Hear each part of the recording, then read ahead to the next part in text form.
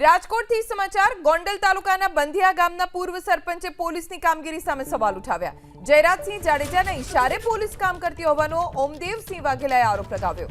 જિલ્લા પોલીસ વડાની હાજરીમાં રજૂઆત કરી, જો કે જિલ્લા પોલીસ વડાએ કહ્યું કે અરજી અને પુરાવાઓ આપો। आप सारा આવ્યા એટલે આપને અમે તો એસપી સાહેબ ગયા તો મામલો સાંભળ્યો હાજી પ્રવચન નહીં આપવાનું, ફેક્ટ સાથે વાત કરવાની। જે તમારી પાસે ફેક્ટ છે લખીને આપો, હું તપાસ કરાવીશ। આધાર પુરાવા સાથે સાહેબને મળી લેજો। અમારી કચેરીમાં આવો તમે, કોઈ આધાર પુરાવા સાથે, બરાબર?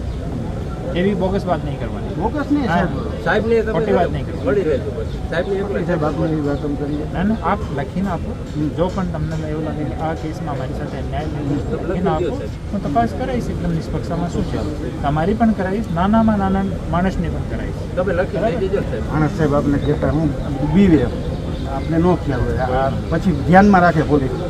ઓમદેવભાઈ તમે કહી દેજો સાહેબને। હું 100 લોકો સાથે દિવસમાં ફોન કરવા દઉં, જનતાના 100 લોકો